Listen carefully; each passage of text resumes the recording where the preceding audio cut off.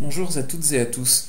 Alors, après la vidéo de la semaine dernière qui était consacrée à la journée mondiale de l'autisme, j'ai décidé de revenir à la série concernant l'autisme et les différentes hypersensibilités. Aujourd'hui, je vais parler de l'hypersensibilité sonore. Par hypersensibilité sonore, j'entends le fait d'être très sensible aux sons et aux différents bruits de notre environnement. Comme pour ce qui concerne l'hypersensibilité visuelle, la majorité des personnes autistes, ou en tout cas un très grand nombre, une grande proportion, sont atteints d'hypersensibilité sonore, mais ça n'est pas le cas de toutes les personnes autistes, et bien sûr, ça n'est pas un critère de diagnostic. Je n'utiliserai pas le terme hyperacousie, car en général, l'hyperacousie est connotée au fait d'entendre beaucoup mieux, donc à une sorte de don, alors que là, il s'agit plus d'un problème, je dirais, de filtre concernant les sons, même si l'un n'empêche pas l'autre. À titre personnel, je suis que modérément concerné par cette problématique. Enfin, quand je dis modérément, ça veut dire que je pense que j'ai quand même pas mal plus de problèmes que la moyenne des gens avec les problématiques sonores, mais ça me gêne beaucoup moins dans la vie de tous les jours que d'autres personnes autistes que je côtoie fréquemment. Cette hypersensibilité relative m'a quand même posé problème, notamment concernant mon ancien appartement, et c'est l'une des causes de mon déménagement à Saint-Malo. Donc je vais illustrer cela par des vidéos tournées à l'extérieur. Durant 2 ans et demi, j'ai résidé dans un studio à Rennes qui était situé proche d'un axe de communication principal. Alors c'était très compliqué, donc notamment au niveau de tout ce qui était bruit de la circulation. Donc j'entendais le bruit des voitures très régulièrement, et ce malgré le fait que l'appartement soit équipé de fenêtres avec un double vitrage. Alors ça peut être assez fatigant pour tout le monde, mais je pense que pour moi ou pour une personne autiste ou même toute personne souffrant d'hypersensibilité sonore, c'est beaucoup plus compliqué que pour la moyenne des gens. Alors certains sons peuvent poser vraiment beaucoup de problèmes, donc je vais prendre ici l'exemple de l'aération de ce bâtiment, donc qui se situe dans mon quartier. J'espère que vous entendez bien. Alors le fait d'avoir un son sonore comme ça peut être vraiment très gênant.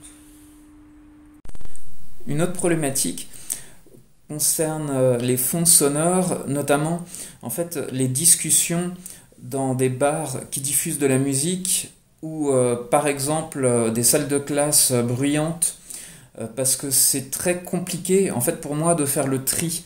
Donc là j'ai un problème de concentration qui est lié à l'environnement, donc je vais avoir beaucoup de mal à me concentrer par exemple lors d'une discussion ou d'un débat avec une personne quand il y a une musique sonore, et particulièrement quand c'est une musique entraînante du style musique électronique dans un bar.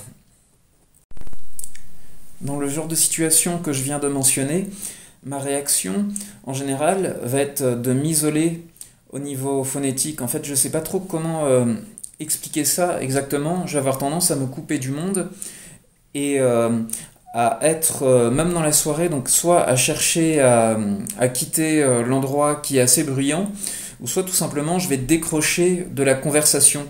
Donc ça peut être un petit peu bizarre, c'est-à-dire que je vais juste... je vais être parfois présent avec l'autre personne, je vais continuer de parler de temps en temps, mais je vais être beaucoup moins attentif à ce que mes interlocuteurs disent, parce que je vais pas réussir en fait à faire le filtre entre les sons qui proviennent de la musique et les sons qui proviennent de la bouche de mon interlocuteur.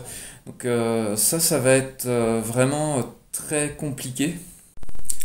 Alors une autre chose qui est vraiment très problématique, c'est tout ce qui est son surprise. Le truc classique, ça va être par exemple tout ce qui concerne les pétards ou les sons qui sont vraiment inattendus. Mais c'est ça, ça va être surtout tout ce qui est pétard, ou alors quand c'est dans une zone avec des travaux, quand d'un coup il commence à y avoir un problème avec un marteau-piqueur. Là, ça va être très problématique pour moi, mais encore une fois, je suis moins concerné par ça que beaucoup de personnes de mon entourage, donc que beaucoup d'autistes Asperger que je fréquente régulièrement.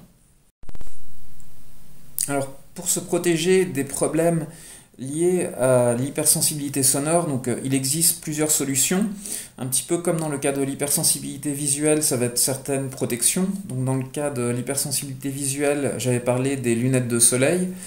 Ici, ça va plutôt concerner les casques anti-bruit et les bouchons d'oreille. Alors ce qu'il faut savoir, c'est qu'on trouve de nombreux bouchons filtrants qui permettent de comprendre une conversation parce que ça va filtrer certains types de sons comme certaines musiques, le bruit de la circulation ou autres, et beaucoup moins les voix humaines. Par contre, ces bouchons sont relativement chers.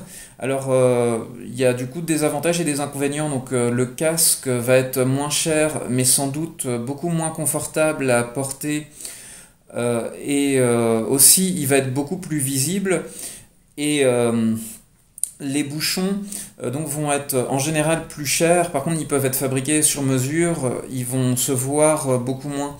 Donc là aussi, ce qui est important, c'est la compréhension de l'environnement et des proches, donc bien expliquer ce que je préconise comme solution, donc en plus des solutions techniques, bien sûr, c'est de bien expliquer à l'environnement ces problématiques et bien expliquer aux personnes qui nous entourent, et aussi du coup en amont d'essayer de prévenir ça, par exemple en choisissant de faire ces sorties dans des endroits qui sont calmes, dans des bars dans lesquels la musique est pas très forte. Alors ça m'est arrivé aussi avec un ami qui a beaucoup plus de problèmes que moi vis-à-vis de l'hypersensibilité sonore, de demander par exemple à baisser le son de la musique dans un restaurant, donc quand on n'était pas très nombreux. Alors c'est quelque chose qu'il faut faire, enfin qu'il ne faut pas hésiter, on va dire, à faire en fonction du contexte, ou sinon, comme je l'ai déjà dit, de choisir un restaurant qui pourrait correspondre voilà, très bien en termes d'ambiance, de volume sonore aux personnes concernées.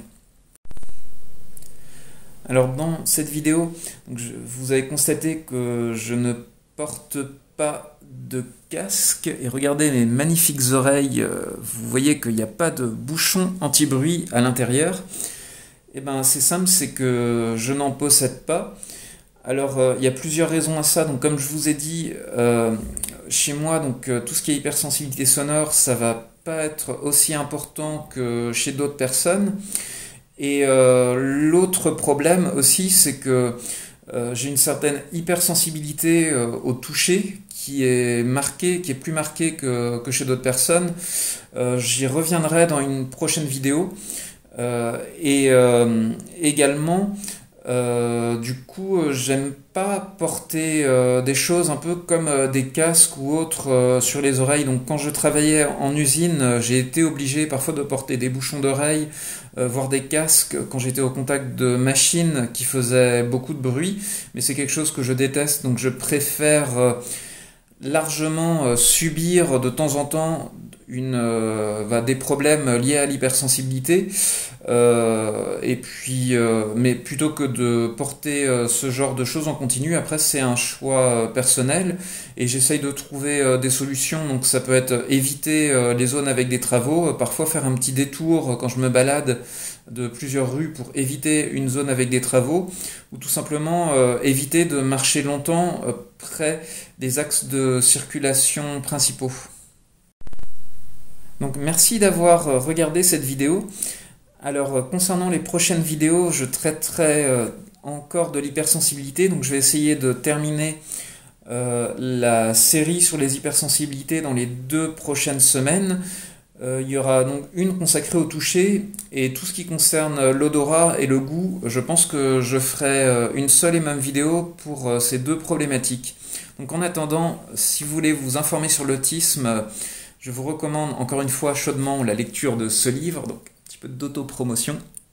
Donc Les mondes de l'autisme. Donc vous trouverez bien entendu un lien dans la description si vous voulez se procurer ce livre, donc un lien vers sa page produit sur Amazon. Et en attendant, je vous dis à bientôt, donc bonne semaine et à bientôt pour de prochaines vidéos.